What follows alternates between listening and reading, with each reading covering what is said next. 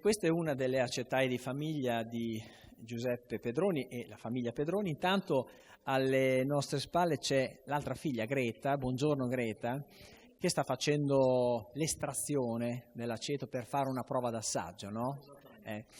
Bene, poi dopo veniamo anche a questo dettaglio molto importante, come dicevo prima. Presidente Corsini, allora questa è un'acetaia, una delle tante acetaie che apriranno al pubblico nei prossimi giorni. Allora, è un evento che tutti gli anni voi riproponete, e questo per fare in modo che i consumatori possano vedere com'è il processo produttivo e soprattutto capire l'importanza di questa eccellenza.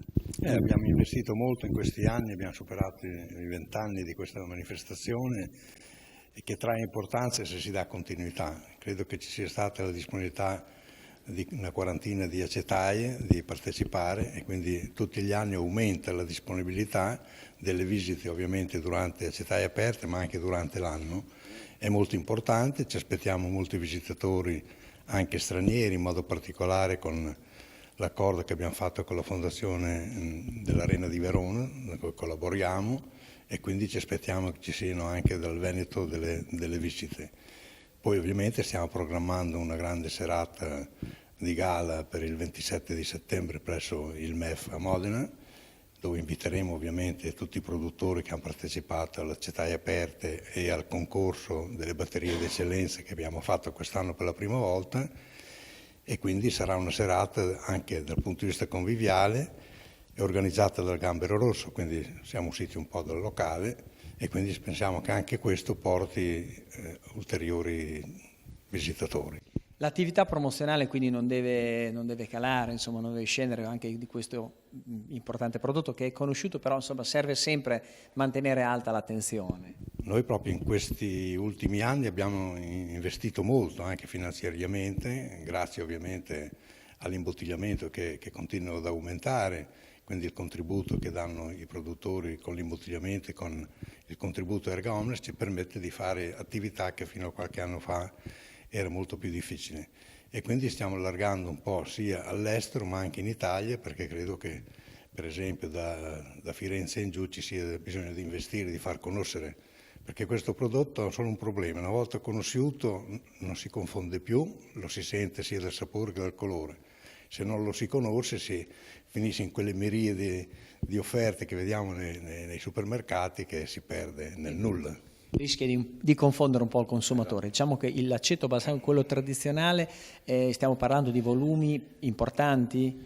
Beh, direi che rispetto al passato stiamo crescendo, però rispetto all'aceto balsamico IGP che viaggia sui 100 milioni di litri, noi quest'anno probabilmente speriamo di superare i 15.000, però voglio dire, questo è come d'altra parte anche le Ferrari non ne fanno 1 milione, ne fanno qualche migliaia, perché è un valore assoluto, è un mito, quindi noi pensiamo di affiancare la Ferrari nel mito e nel lusso.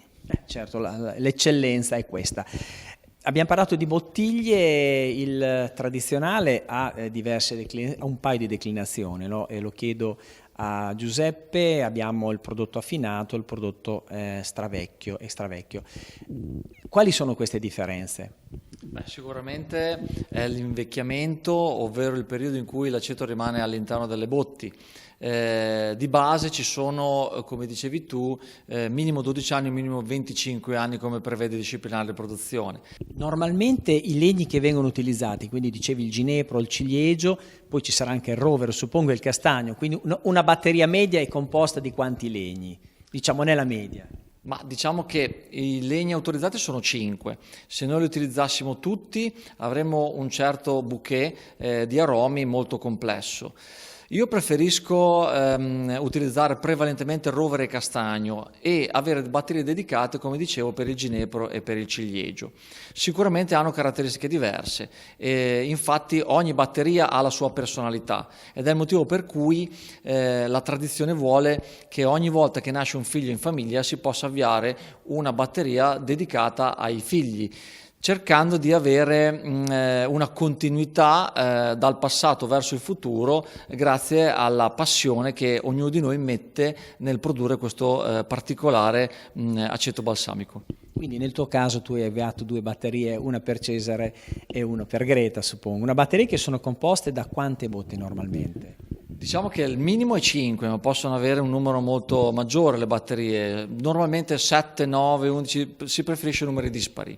Io, come dicevi tu, ho avviato batterie anche per i miei figli che sono qui presenti, proprio nel tentativo di fargli innescare la passione per questa produzione e perché possa avere un futuro questo sforzo, questa azienda iniziata molto tempo fa dai nostri avi. Qui abbiamo la nostra batteria, la mia batteria personale che mio padre ha avviato quando sono nato io e che mi ha fatto venire voglia di continuare. Presidente, allora, le batterie vanno tenute nei sottotetti, no? Perché debbono sentire il forte caldo estivo e l'umidità di terra padana, ne abbiamo avuto, e anche il freddo invernale che è sempre meno. Purtroppo. Volevo solo aggiungere che il 27 abbiamo organizzato una masterclass sempre presso il MEF al pomeriggio, dove metteremo a confronto proprio i 2 tipi, l'aceto balsamico invecchiato 12 anni, l'extra vecchio, più abbiamo messo le batterie, come ricordava prima Giuseppe, una di ginepro, una di castagno, una di ciliegio, per far conoscere anche queste armonie che difficilmente si sentono.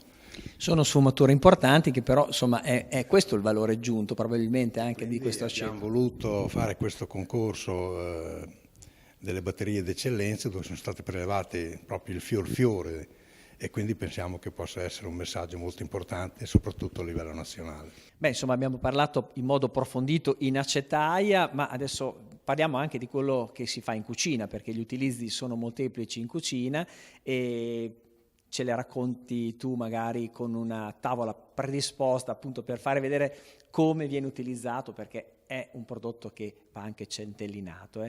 Vediamo un po'.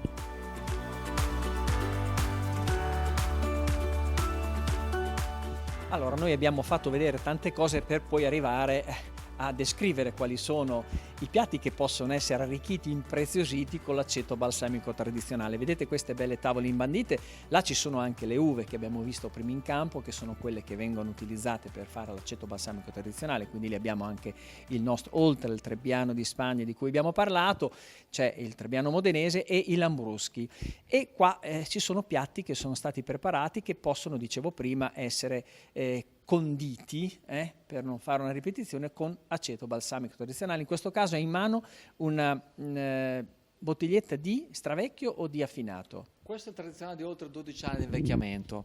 Il tradizionale di oltre 12 anni è ideale per la frittata di cipolla, come faceva mia nonna e faceva mia madre, oppure per lo sformatino di verdure in crema di parmigiano. Raccontaci, partiamo dalla tua sinistra fino a destra. Qua ci sono tante cose, facciamo una piccola descrizione. Qui abbiamo la classica cucina modenese, ovvero la tagliatella al ragù e le frittelle di baccalà che sono impreziosite da una maionese all'aceto balsamico. Abbiamo preparato anche lo sformatino, che è un piatto che è molto gradito, sul quale possiamo aggiungere direttamente in tavola il nostro balsamico tradizionale di oltre 12 anni in crema di parmigiano. Qui abbiamo la costina di manzo laccata all'aceto balsamico tradizionale. Più in qua abbiamo la frittata di cipolle con aglione e balsamico tradizionale di Modena, la torta di tagliatelle. E questo è il dessert finale, diciamo, Sì, è uno dei classici modenesi che si fa fatica a trovare nei locali pubblici, ma in casa viene ancora fatta. Poi abbiamo un prodotto innovativo, un piatto innovativo che è lo spaghettone a rosmarino con pane all'aglio, per chi preferisce rimanere leggero sul vegetariano. Intanto ci ha raggiunto anche lo chef Francesco che ha preparato, tu l'hai descritto, ma la preparazione è sua, quindi il merito va a lui. Assolutamente, a me piace mangiare, ma a farne sono poco bravo. Poi cosa abbiamo in questa parte, diciamo, di tavolo? Qui abbiamo la torta al caffè col mascarpone soffiato che ha preparato Francesco, sul quale possiamo aggiungere l'extra vecchio di oltre 25 anni, il classico gelato di crema che è un abbinamento perfetto per finire un pranzo in osteria o in un ristorante. Intanto vediamo che i tuoi ragazzi stanno impreziosendo questi piatti con l'aceto. Assolutamente sì.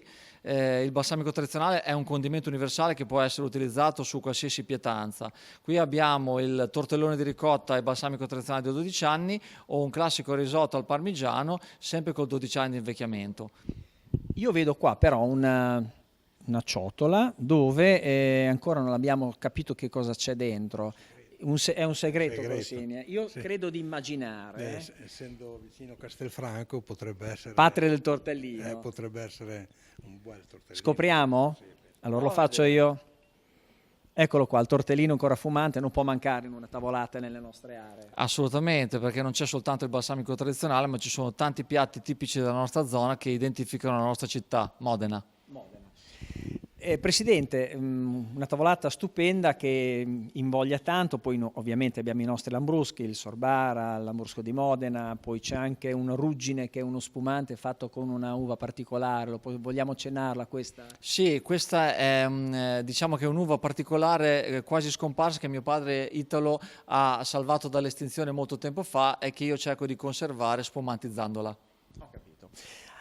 Allora, Corsini, abbiamo detto acetaie aperte, quindi un'opportunità per chi vuole vedere e assaggiare soprattutto dell'aceto balsamico, magari ci sono anche molte acetaie che propongono quello che noi abbiamo visto. Vabbè, le acetaie che partecipano alle acetaie aperte, questa manifestazione che si terrà domenica 29 settembre, una data anche un po' per chi è amante della musica, 29 settembre, sì, noi evoca. Che abbiamo una certa età, si ricorda il brano dell'Equipe 84. La nascita del beat a Modena, quindi facciamo un po' di pubblicità anche questo.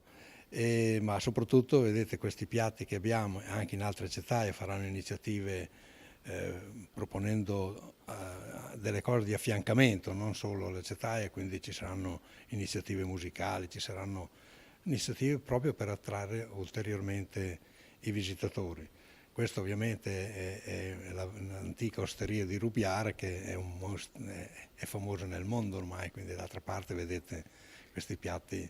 L'abbiamo detto sottovoce perché però insomma si capisce che qua alle spalle c'è una tradizione gastronomica importante in cucina. Infatti volevo ricordare il grande Italo che è qui, che è il suo papà, che è stato per anni il mentore di questi arenoli, perché se pensate questa piccola frazione è diventata famosa nel mondo per Italo e il lavoro che ha fatto, che adesso sta subentrando Giuseppe, e ci auguriamo che anche Greta e Cesare, quando sarà ora, sono sulla buona strada i ragazzi. Raccoglieranno il testimone, ma mi pare che siano già ben avviati.